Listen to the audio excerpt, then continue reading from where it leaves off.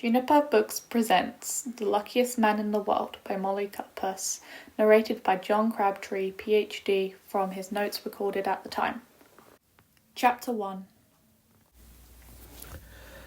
I never thought about my health. What healthy young man does? Such a person never gives a thought about dying either. And the same goes for sanity. At least while they possess it. Friendships then? And what about romantic love? When I was 16, there was a girl. I didn't think Anne was particularly pretty, but concerning mathematics, she was almost as sharp as myself. And while at college, I became friendly with no other female. But I have an idea that Anne enjoyed my company more than I did hers, if you take my meaning. Therefore, apart from her, there hasn't been anybody else since. The fact is, I find calculations, formulas and numbers far more interesting than female bodies, and all the awkward waste of time and social rituals that accompany them. Allowed a brief sabbatical of a month, I was due to take over a prestigious post at a renowned chemical company experimenting in graphene, a few kilometres from North London, when on a cold evening in December, a few days before Christmas, as I was clearing my head by standing in my parents' garden, I discerned among the stars a point of light some 10 degrees north of the constellation Cassiopeia that I did not recognise. Having an interest in astronomy since childhood, this bright point aroused my instant interest, and after a few seconds it occurred to me that this could be as and yet an unnamed new stellar phenomena. I felt confident because I was a member of several university astrophysical blogs, as well as receiving weekly reports on new occurrences from the Astrophysical Journal and Astronomy and Astrophysics. And to the best of my memory, nothing new had been reported in that section of the sky, and I was online with them at least once a day. I remembered staring at it for only a few seconds at most before the pleasant face of my mother appeared before me, at the same time that my father gripped my shoulders and twisted me around to face him. Somewhat vexed, I naturally asked them why they were in the garden, only for them to surprise me by insisting that I had been standing still, staring at the night sky for over 30 minutes. I suppose my expression and denial surprised them, but they insisted that I return to the house. Whereupon, and I really can't give it a name, but an idea or a dominant and commanding conviction came over me with such a potency that I shook off my father's grip. For in that transitory instant I was completely convinced that the two people standing in that garden were not my parents. And furthermore, that, as unbelievable as it seemed, I was in no doubt whatsoever that the entire world, and all that was in it and on it, indeed the entire universe, had been created to play some kind of practical, galactic joke on me. This was accompanied by a terrific rush of adrenaline and was so vigorous and powerful that it made everything I looked at appear crimson and yet simultaneously dark. That is all I remembered as I became unconscious. 24th of December, 2024. I awoke 5 days later in a secure hospital ward, no further than 7 kilometres from my parents' house in Snaresbrook, Essex, after being placed into a barbiturate-induced coma as a result of having a small tumour removed from my occipital lobe. An experience I would not recommend for the vivid nightmares and hallucinations, as my brain's efforts at trying to make sense of what was occurring was distressing, to say the least.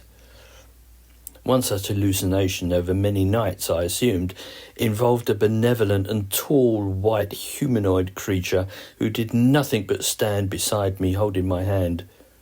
That does not sound dreadful, but the fact that he remained speechless throughout was. And while I was undergoing this treatment, I was convinced that he was educating me. However, looking back, I understand now that my problems were only beginning, for as I regained an increased amount of consciousness, it quickly became clear that the operation had had no direct effect on my paranoia. And within a month I was further diagnosed with acute schizophrenia. 2nd of February 2025. To this end, after another week, when it was felt that I was sane enough to be discharged, I was placed in a secure mental facility and given constant medication, enough for me to lounge about with other patients. By this time I was controlled by adrenaline no longer, but the sensation of paranoia hardly left me. One serious effect over which the facility had no control whatsoever and could not explain was the gradual darkening of the back of my right hand. Now, if I could explain it in terms ordinary people could understand, it looked very much like a tattoo. Now, my body is tattoo-free. I never had a use or felt the need to get one, regarding those who did were either criminals or narcissistic, but literally day by day the dark bruising metamorphosized and darkened into 10 different and unknown patterns, basically in the shape of a square. This arrangement was studied, photographed and measured on a daily basis by the doctors, and only ceased when there was no more change and the solidification seemed to end. The doctors requested if they might do a biopsy, but that was the one violation to which I objected. I cannot say why, but I felt that it ought not to be probed. My parents visited, but I did not recognise them. The doctors and the nurses were agents of evil, and worst of all, I knew there was no escaping, because escape to what? Where could I go when the entire earth was pitted against me? Naturally, it occurred to me that previously I had to be in a place that was not earth. But I was unable to understand or remember where that was. I couldn't also not understand what I had done wrong, or what error I had done, or even what crime I had committed for this to have happened to me.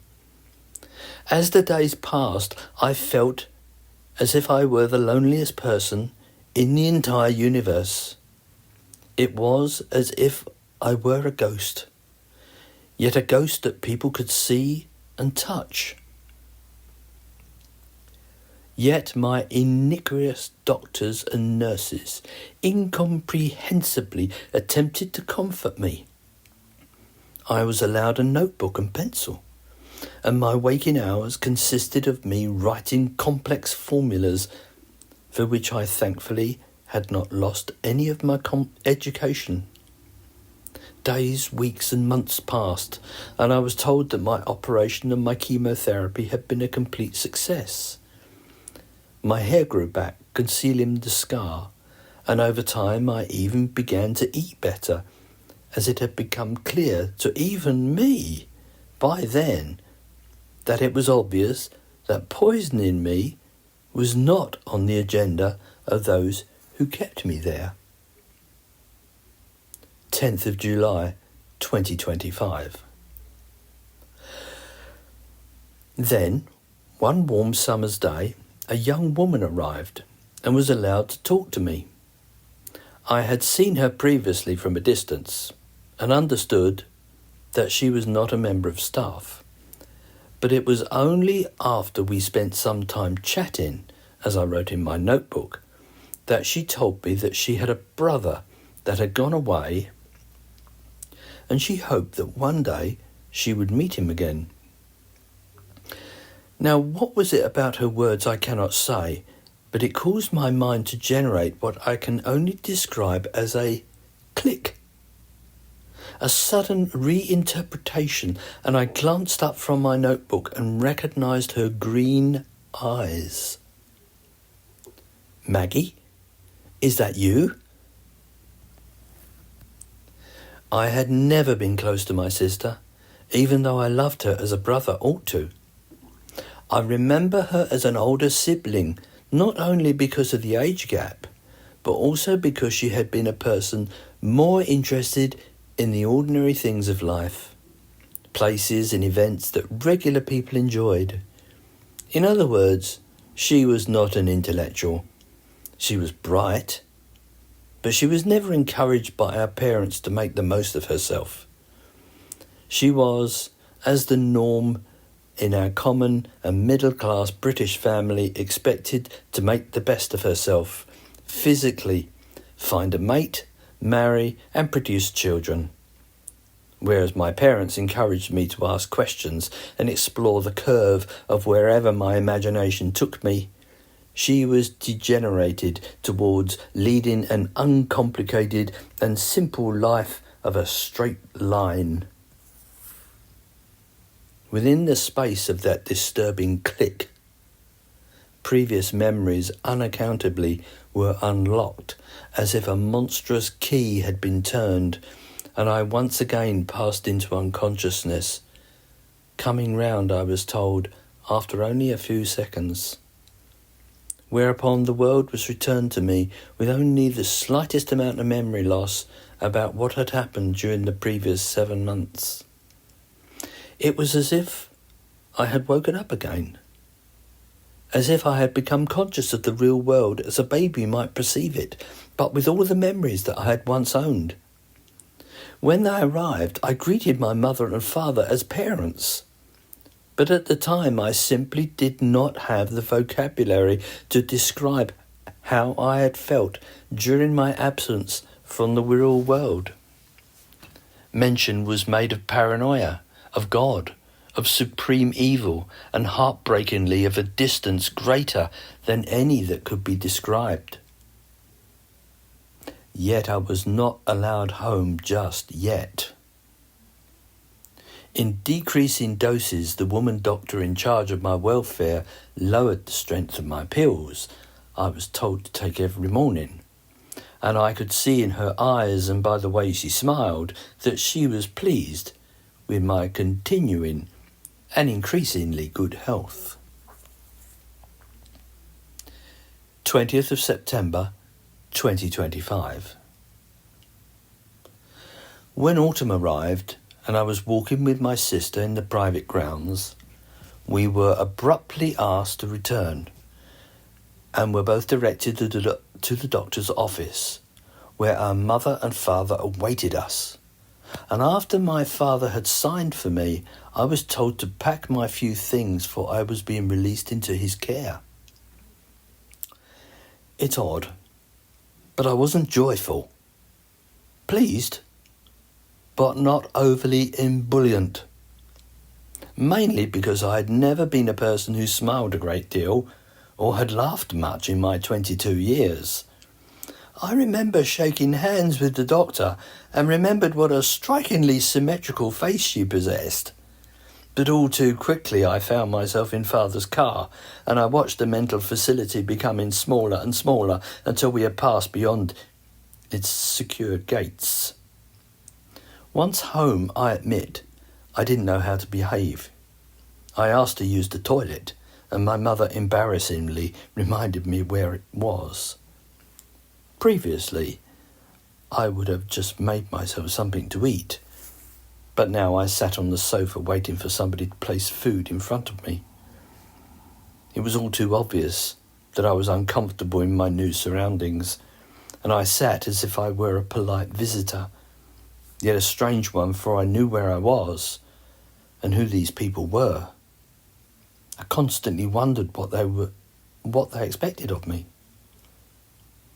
That evening my sister took me upstairs to my room, which had not been altered in any way, and only then did I feel comfortable, as I was glad to see my overstuffed bookcases, my posters still attached to the walls, and my certificates secure in their golden frames, brought by my proud parents. I sat at my desk and touched things that I had not seen for almost 9 months, and noticed dust on the computer keyboard. My sister pulled the curtains and sat on my bed. "John, how does it feel to be at home?" "I'm pleased to be here."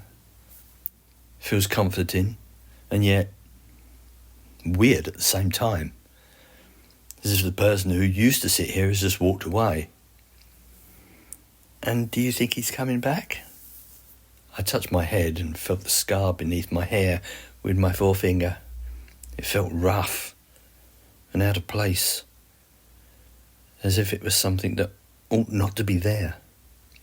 The doctors say that they got it all out and that the chemo ought to protect me from, yes, any more of it coming. "Maggie, will you do something for me?" She stared warmly at me with her bright blue eyes and her kind face. "Of course, anything."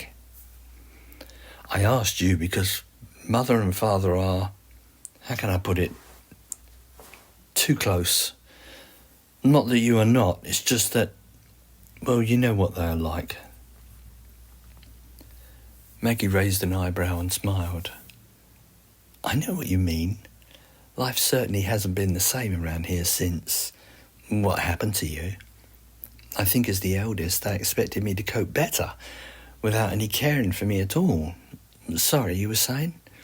I can't do anything about them, can I? I can't help it if they put more love into me rather than you, being the middle child, I suppose. Plus you have the intellect of a planet. That suits Dad down to the ground, doesn't it? I can't disagree with you about that. No, what I was going to ask you is, can you keep an eye on my personality and tell me if I begin to think or do anything strange? I know we've never been that close, Maggie, but I could do with your help now. Because if it comes back, I'm going to need somebody to notice where I'm going wrong. And as I said, our parents are too close. I think if I developed a simple headache, that would send Mother screaming and rushing to the hospital. I can do that, John. You can rely on me. Oh, I meant to say, Sam's been asking about you." "Sam? But I've only met him twice, and only spoke to him for one of those times." "Well, he has. Although, to be honest, he mentioned you only because we're seeing each other. It's serious. I last saw him before I became ill. So you two are properly together then?" "Didn't you notice this?" Maggie held up her left hand and I saw a gold engagement ring. "Oh, it's gone that far, has it?" Maggie smiled and rubbed the ring with her thumb. "Sam and I haven't set a date yet because, well, you know. But we will be announcing it sooner than later." "Congratulations. Now, if only you can find someone. I think you might have to wait a while for that. Girls don't seem to care for my brain. Even probably more so now that I'm missing a chunk of it." "How about a very nice young man then?" "And very funny. Have you noticed anything different in your intellect, John?" "So far, nothing at all. I can still recite pi to 10,000 places, and I can still calculate anything I throw at myself apart from the usual unsolved mathematical ideas." "So have you any idea what you're going to do now? I've heard the local McDonald's are advertising for people to work behind the counter, as long as you can handle the change." "Very funny. I know the position I was supposed to take is gone, Father told me, but I suppose I'll do nothing for a few weeks except rest, as if I hadn't had enough of that. No, I have a few ideas I'm going to explore, and I might attempt to write a paper or two. Maggie stood and placed her arms around my neck and kissed my forehead. I'll leave you to settle in, darling. It's really lovely to have you home again. Dinner will be at the usual time. How's your appetite? That's unchanged. Tell Mother I'm looking forward to it. Maggie lowered her voice and whispered, It's a secret, but I'll tell you anyway. She's cooking your favourite, chicken in white wine. I smiled, and she closed the door quietly, leaving me to my thoughts and wondering about my abilities. In the secure wing one time, I was watching a spy film on TV, and it occurred to me that I would be a completely incompetent spy. The suave character I saw move from country to country freely, using multiple birth certificates and passports, changing characters as easily as I would change a pair of trousers. He had sex with every woman that crossed his path and killed, or at the very least maimed, every villain. He seemed not only to know and understand the currency of every country, but also seemed to have a detailed road map in his head of every city that he visited, and personally knew the name of every manager of every bar he visited. And he could drive everything. Cars, motorcycles, buses, lorries, boats, aircraft, including light airplanes and huge jets, not to mention helicopters as well.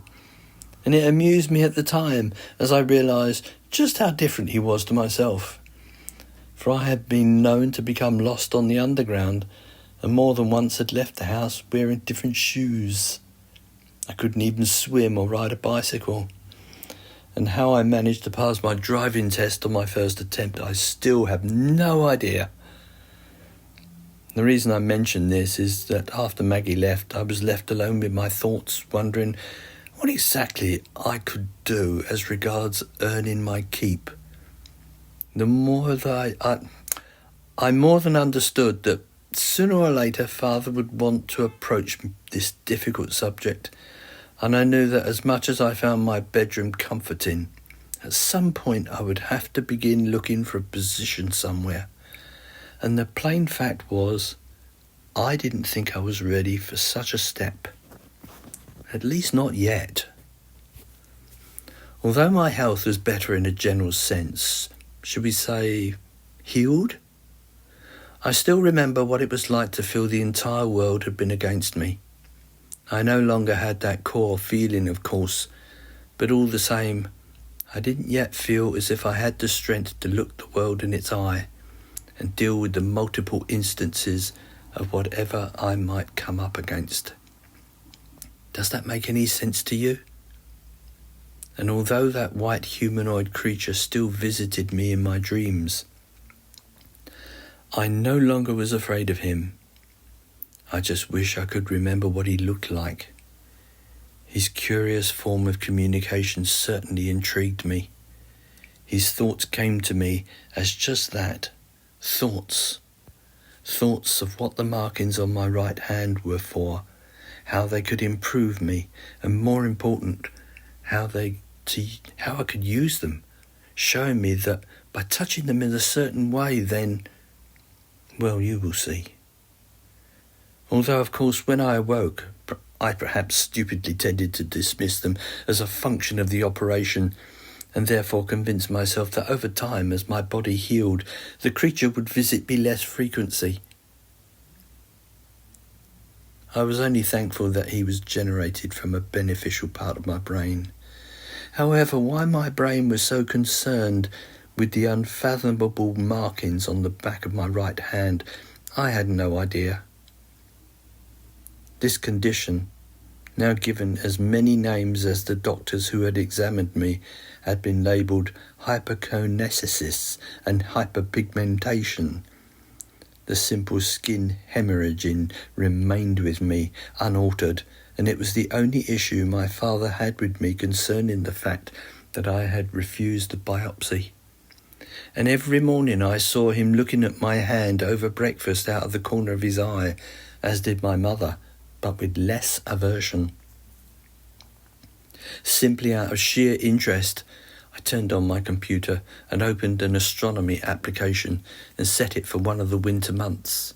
And there she was, the constellation of Cassiopeia. Naturally, I magnified the area in which I was interested, but I saw nothing but what ought to be there. No supernova or any other transited astronomical event. I did a search on the most reliable sites pertaining to Cassiopeia, only to again come up short. Nothing but a faint binary star which had been listed 7 months ago, and nowhere near that spot I had to have imagined. Therefore, naturally, this set me thinking. From all the experiences I had had, both terrestrial and astronomical, why did my brain choose that part of the night sky? And why Cassiopeia? And why at that time? And what of the hallucinatory event itself? Why the paranoia? Why the deceit? Why the intense feeling of being deserted and abandoned? I know from speaking of other sufferers in the secure home that my symptoms were, to a certain degree, indigenous. But original? No, as there were 2 people, one younger and one older, who also felt emotions similar to what I had experienced. However, in talking with them, I found no similarities. The man had been a London taxi driver who one night had just decided to follow the moon, for it looked so beautiful, and crashed into a barrier, nearly drowning himself and his passenger in the Thames. While the other, a young woman on a dance floor no less, had convinced herself that if she cut her own throat and that of a young man, then she would be saving all mankind. Unfortunately, the knife had been wrestled with her before she was able to hurt anybody. What had I in common with those people? As far as I became aware, they didn't have a cancer taking up resident in their brains. It is enough to tell you that upon my release, those 2 lost souls were still confined. I found it odd, though, that in spite of my intellect, I was not able to solve this issue. I say that only because I was excellent at solving problems, at least mathematical ones. It did bring me somewhat down to earth to realise that here was a condition that I was unable to investigate. Upon my release, I was taking 15 tablets every day, and typically my mother took it upon herself to see that I did. Father brought me some fancy calendar in the form of a plastic box with multiple selections, each labelled with a day of the week, and every morning at breakfast she would trot it out and watch me take every one of them. Frankly, I didn't much care for the way she placed them in a row, looking like multicoloured jelly beans, because it made me feel vulnerable, and it was an obvious way to remind my family that I still had a way to go before I returned to any form of normality. Now that I didn't mind so much, but even so it was an indication that at that stage of my recovery it was proof that they thought I still was unable to look after myself. Therefore, I settled into a routine, buying mathematical books from Amazon, upgrading my computer, scanning the appropriate periodicals for work. Rarely did I leave the house, and when I did allow the sun to shine on me, it was in our garden, the place where this insane journey began. I even began to sit outside at night and watch the stars, although, as you might appreciate, I was nervous doing that at first, lest I saw anything that I knew ought not to be there. But those times most definitely had a calming effect, and I enjoyed taking measurements and watching the stars and planets imperceptibly wheel across the inkiness of the night sky. Of course, from a young age, I had committed the names of the circumpolar stars and constellations: Cassiopeia, Cepheus, Draco, Ursa Major, Ursa Minor. I knew them as if they were old friends, knew also why they were so called and how the god-flavoured heroes and beasts were related to Greek mythology. I also knew, of course, how far away they were, and how their shapes were an illusion. More often than not, I used to stare at, say, my old friend Cassiopeia, and wonder how much time had to pass for that W to turn into a different shape. I knew it would be thousands of years. Perhaps it occurred to me one night that I might personally write a computer program that would do just that. That would be interesting, for I would be able to test it against the programs that already existed. 21st of December, 2025. In almost no time at all, the longest and darkest part of the year was upon us, and after 3 months, and with the amount of tablets reduced from 15 to 5, it became clear that my healing was almost complete. I knew it was time because every morning before he left for work, my father was an orthopaedic surgeon, he would begin to harass me about properly applying for work. It was true that I felt physically well enough by that time, but the thought of dealing with a bunch of people that I didn't know, and moreover, didn't know if they knew about me, I found alarming, with even a touch of fear and anxiety thrown in for good measure. But naturally it was of no use whatsoever even attempting to discuss this with him. Humane, kind and supportive words had not been spoken from the day I began to exhibit any intellectual aptitude, so why would it now? Just about everybody in the area had been informed of my supposed academic genius, and there was no doubt that I possessed one proud father. Little did he understand that wrapped around my exceptional intellect was a scared little boy that had multiple instances of arrested development.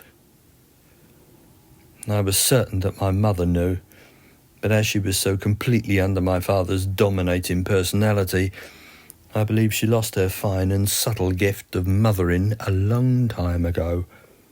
Now she was virtually a clone of my ever-engaging misogynistic father, a man whose intellect had ceased to develop after he gained his degree in medicine. Of course, I was aware he was living his failure of imagination through me, and I was simply a puppet. But it is impossible to fight a storm, and I never did have the strength to resist him. Naturally, during the long sessions that I underwent in the secure facility, this pattern was uncovered by the psychiatrists, and I remembered one afternoon when this was put to my father, that for a greater portion of my life he had been forcing his son to overwork so it would appear that he had spawned a mathematical genius. But he was not prepared to admit that this pressure was connected with his son's profound mental breakdown. 4th of January, 2026. After a fairly static and rather miserable Christmas 2025, I began the new year reflecting on the events of the past one and continued to do what I normally did each day, except that by now I felt competent about leaving the house by myself.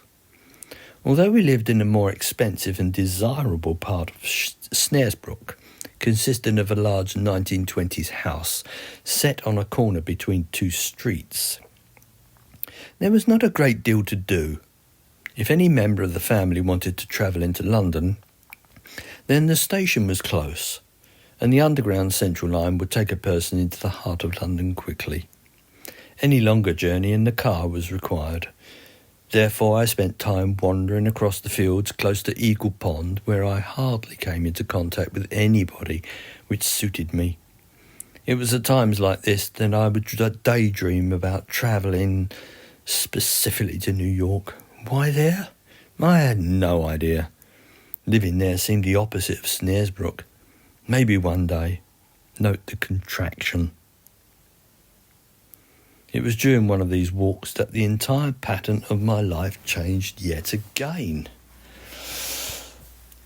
It was my custom to take with me wherever I went my iPad, so I could record any inspiration that might possibly occur. And due to my overactive mind, this was invaluable.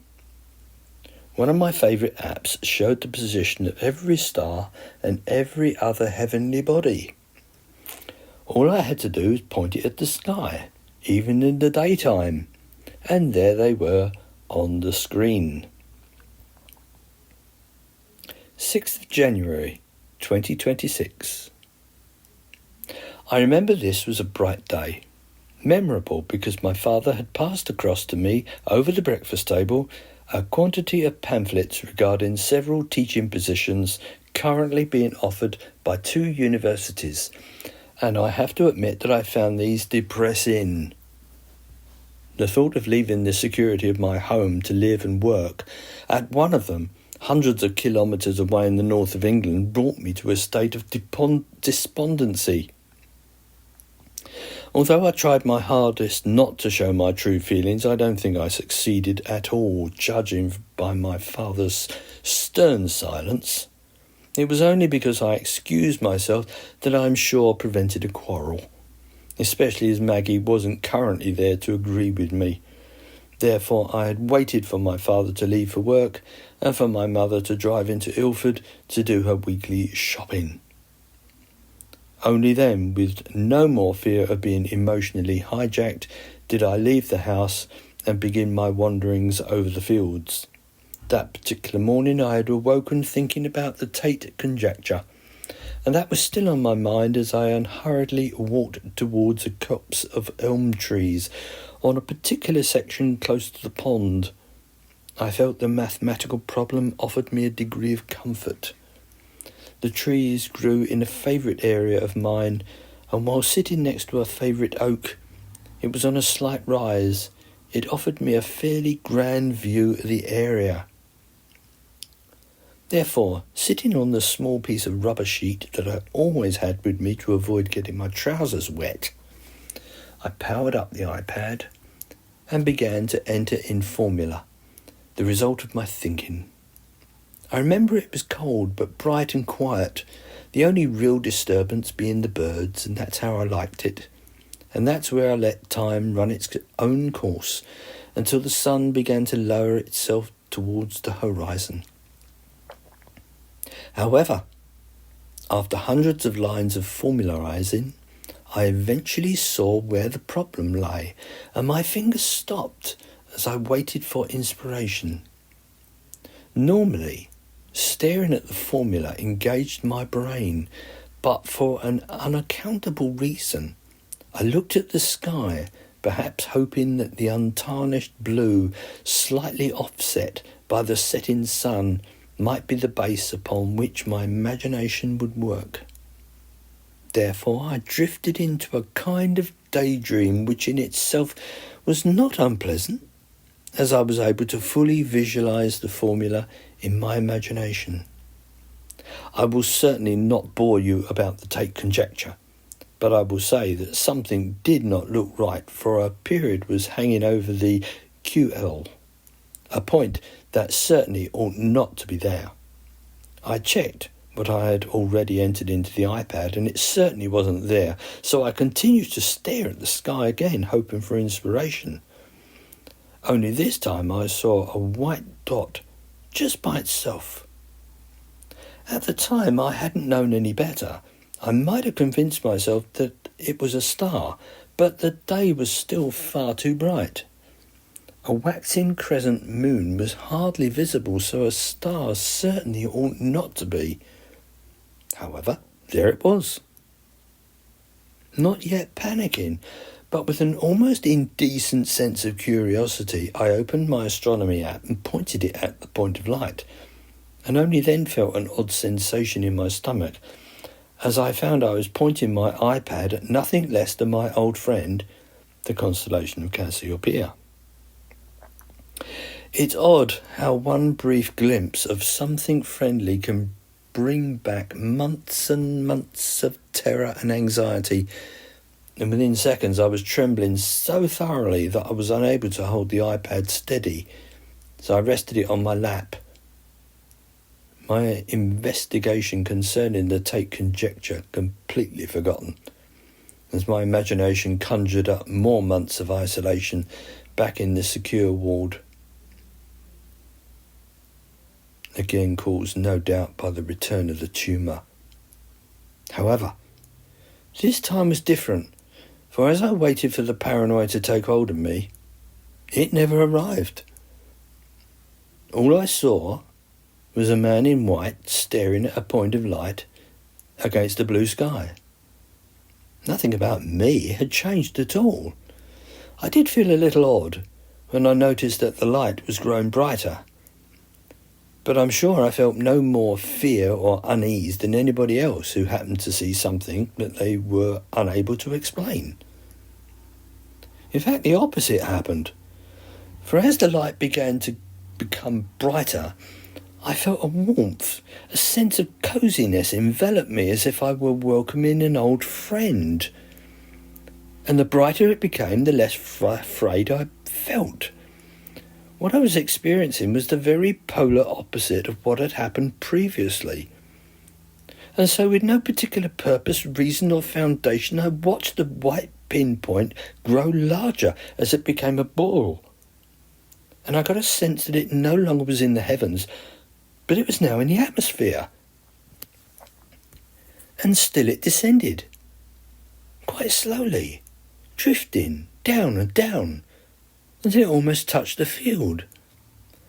My entire existence now forgotten, I began to see what it was, a perfect circle of glowing light, 100 metres, then 50 metres, then 10 metres, and then perhaps just 5 metres wide enough to encompass my entire vision, and still it closed on me until the field and the blue sky disappeared. At that point I was forced to close my eyes, not because it was blinding me, but because it induced me to do so. At the time I was sitting on the ground with my back resting against the trunk of a wide and favourite elm tree, my legs outstretched, and it was my feet that it felt first as it began to encompass me. Knees, hips, chest, arms, and then my head seemed to fill with something so wonderful and powerful that I still don't have words for it. There was utter silence, and the notion came to me, no doubt as a remnant from when my sister and I, as very young children, used to attend Sunday school, that I wondered if this was what heaven was like. No pain, no anguish, and no fear. It was the first time. I had no idea how long the experience lasted, but when I opened my eyes, the light had disappeared, and the world looked exactly the same, and I appeared no different either, which, as you may imagine, me possessing the kind of mind I had, left me with more questions than I could possibly answer. And as I was to discover, an insane ability that was to alter the course of my life.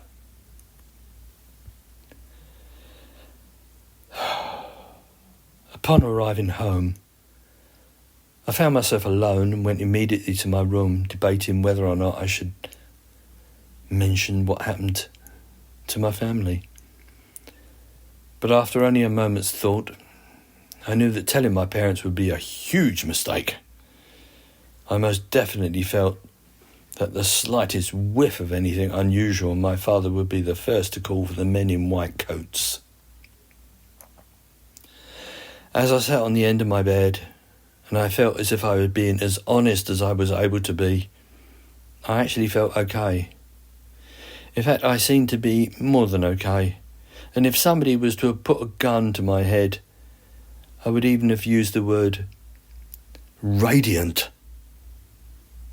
Certainly not an adjective I would normally use about myself. Yet I felt I had changed. My thoughts seemed clearer, my intellect deeper, if that makes any sense. My eyesight more potent, my hearing more acute. Certainly even from my room, I heard my father's key in the front door and heard him chatting to a male person on his mobile as the key twisted in the lock. Yet It was not overwhelming. Nothing was overwhelming. Just everything. Sight, sound, smell, touch and taste. They were the most obvious clarity. And my mind. Its lucidity was unequalled. Simply glancing at the objects scattered around my room, each caused a flurry of memories to advance upon me concerning their history and the emotional impact each had. And all the time, I felt as if my brain was doing the equivalent of just ticking over, as if only a small percentage of it was actually working. I picked up my iPad, which I casually tossed onto the duvet after I had entered my bedroom, and it came to life. One swipe, and I was once again staring at the equations which I had inputted that day, only for me to unusually smile as I instantly saw at least 4 major errors, and instantaneously understood that the algorithms that ran the app were hopelessly ineffective. So I placed the machine to one side. I had arrived at a new world. Not a dangerous one, but one nevertheless, in which I felt I had to be careful. On instinct, I walked to my wardrobe and looked at myself in the mirror on the door and pulled a few stupid expressions. I certainly looked the same. Virginal, pasty, unruly, fair hair, bespectacled, buck teeth, with a long jaw, and I recognised the beginnings of very early middle age, despite my real age. There was a certain tiredness around my eyes, and my teeth were not in the best condition, basically due to a fondness for sugar when I was a boy. As I stared, my brain understood the image completely, and I knew beyond all conviction that there was nothing I could do to improve my appearance. Yet I felt a certain amount of surprise. I had a lean face, almost a common face, typical for the time and place in which I lived, and yet it was not by any means reflect the intelligence that I knew resided behind my eyes. This was the only dichotomy I felt. Currently I knew Maggie was at work, and I knew she would not be best pleased if I called her, so I restrained myself and settled for my mother, who was brewing coffee in the kitchen. What ordinary words passed between us I instantly dismissed, but took note when she told me that dinner would be early at 6, and she and my father were going to visit friends. I simply took the hot coffee she offered and walked to the drawing room, where I turned on the television. And this is where my life began. For I had placed the coffee on one of my parents' occasional tables, and had left it for no more than a minute, while I had flipped through the channels and settled myself. Only then did I pick up the mug and lifted it to my lips, only to find it cold and coated with an ugly, milky scum. But I had no sooner recognised my disgust when Maggie entered and told me that Mother said dinner was ready. She easily spotted my confusion. "What's wrong?" "Dinner, but it's only..." However, my watch told me it was 5 to 6, and I was so surprised that I held it up to my ear and gave it a little shake, which was utterly pointless, as it was a smartwatch and contained no moving parts at all. Where did that memory come from? "Are you all right, John?" "I must have fallen asleep, but I don't remember being tired." "Well, it's ready anyhow, and you and I are on washing up duty, and I'm meeting Sam at 7, so eat fast, will you?" Her head withdrew and the door closed, leaving me in silence except for some dreary commercial about cat food. As my father had had a busy day, he hardly spoke, and that was okay by me, as I had not been looking forward to yet another lecture about pimping myself out for work. Maggie, speaking about her job as a salesgirl, selling overpriced designer brand name sunglasses to people with more money than sense, tended to hog the conversation, and I for once was pleased. And then more than pleased when I was left alone after Maggie and I had loaded the dishwasher. I was glad that I had been silent during dinner, as my new fast brain apparently had the ability to find everything that I had once regarded as boring fascinating. I calculated how many times my mother blinked per day by estimating the number based on counting the times in 1 minute. I wondered if it was possible to compute the load factors of stress on my father's front teeth as he bit into his pork chop. I was curious to understand the speed of the air molecules that came out of Maggie's mouth as she spoke so boringly about the virtues of expensive sunglasses and about the lives of her fellow members of the Sunglass Hut. And I was able to calculate the amount of energy used by Zoe, my youngest sister, as she constantly ran her hand through her long hair throughout the entire meal as she hung on to every word of her older sister. And all the while I was estimating the density of the tablecloth and of its relation to wear and tear.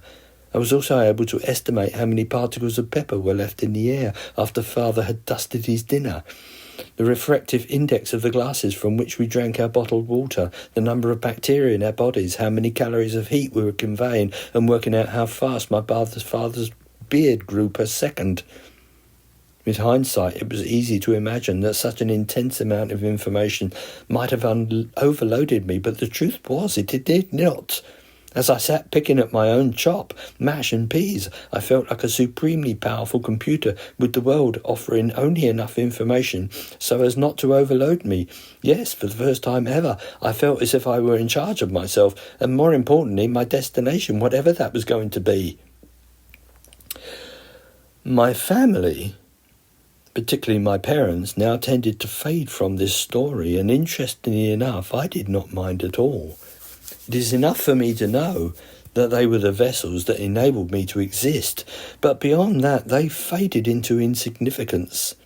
Only Maggie became valuable, as I became aware that the ability to calculate at super speed and having heightened senses were unimportant compared with what I discovered next about myself. That evening, the main thing on my mind was the unexplained cold coffee mug, as I was convinced that I had not fallen asleep. I felt this as I had been watching one of those old American mystery programs where the murderer was exposed at the end, and I could, if I cared to, give a minute-by-minute account of exactly what had happened, so I knew I had not fallen asleep, which left the real mystery of how a mug of hot coffee could have become almost instantly cold. Because, you see, it was the scum that was important. Scum implied that time had passed. This was important. So important that I conducted an experiment. I made a mug of hot coffee and placed it in the freezer, where I left it for 1 hour. And when I examined it, the coffee was of course cold, but there was no scum. And so the mystery deepened and continued, until I deliberately retraced everything I did, only this time paying attention to everything in the drawing room as much as myself. The problem was solved by my hearing, specifically the ticking clock that rested on the mantelpiece.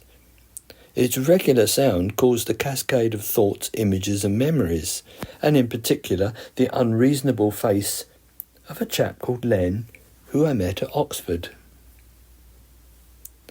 How we became friends is not important, but the fact is, we did. Because in all the world, if there was a person less likely to become a friend to me, it was Len. Because he was simply the polar opposite of me. Whereas I was studious and calculating, he was nothing less than an odd job, always joking, drinking, taking drugs. And what was more important, a believer in everything that wasn't science. If a UFO had been sighted in Outer Mongolia, he believed it. If goblins and fairies had been reported in a newspaper, he showed no disbelief. If he heard that a man in Africa was able to cure cancer by waving his little finger in the air, he saw nothing wrong in that. And if a woman in America was able to read minds, soak up information from humans and inanimate objects, and move things simply by thinking about them, then he would have been your man. In his world, there was nothing that was impossible. Human beings were the pinnacle of naturalistic design. Planets ruled our destiny. Numbers explained everything. Pyramid power was able to cure every disease and every ailment. Plants could understand our emotions. Humans built Stonehenge by mental levitation, and the great pyramids of Egypt were constructed by aliens. To say we had a few heated words over our time at university would be an underestimation. And yet, we became friends. I think the world lost somebody of virtue that day when he overdosed on LSD. I also think he had a more measurable effect on me than I had imagined. For as I listened to that clock, Len came to mind, along with all his theories of the value of meditation and psycho, whatever he used to call it. Was it entirely possible that Len had already reached the same point in life that I was now? Was that possible? It was then that the white creature came almost violently into my memory, and how he had impressed upon me the value of the instructions he had so often mentioned. I'm sorry, I can't put it another way. Instinctively, I stared at the 10 dark brown markings in that all too familiar pattern, and I brought my left finger to hover over them. But then I called myself stupid and quickly snatched my hand away. Taking the clock and placing it next to another mug of hot coffee beside me, I took a deep breath and consciously relaxed, and then stared at the second hand bouncing around the dial and mentally attempted to move it faster. But nothing happened, of course. Who was I kidding?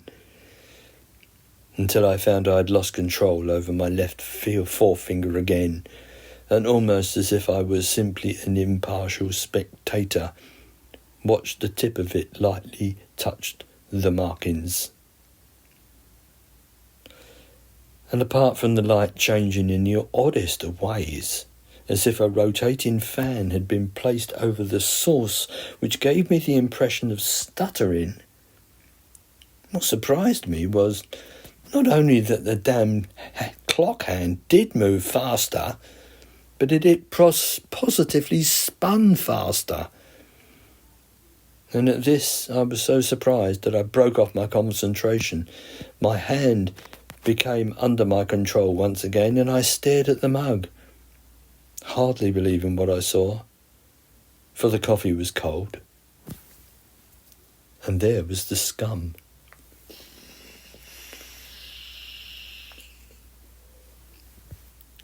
What did this mean? What was happening? Instead of being 7:15, it was now 8:15. I remember swearing gently under my breath, and then wondering if I was awake, or whether this was some interesting lucid dream brought on by what? I hadn't eaten anything strange. But of course reality won through, and just as we know whether or not we are in a dream, I knew I was not. But I could prove it by trying again, but this time doing something different. So forgetting about coffee, I stared at the clock again, while this time deliberately touching the same markings, willing the hands to move faster, which not only did they, but the entire room seemed to blink, enough for me to jolt myself, and the clock hand stopped moving, showing me that it was now 9:35. The blink was the abrupt change in light levels as the sun had set.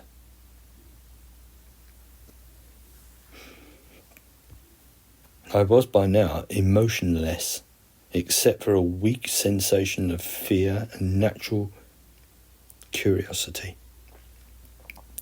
I somehow felt that I might feel better closing the curtains, so I did, and then returned to sitting. The clock hands had not changed. What came next to me was, I think, an inspired piece of intuition.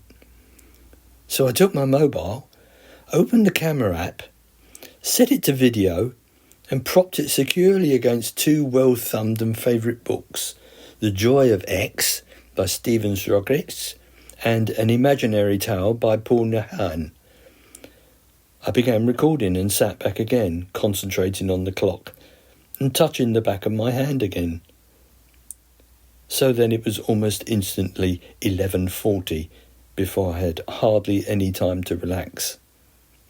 Time seemed to pass so quickly that it seemed I was standing again just a moment after I had sat. Taking my mobile, I stopped the recording, and the inside of my mouth felt almost instantly cold and dry as I saw it had been recording for 2 hours and 5 minutes.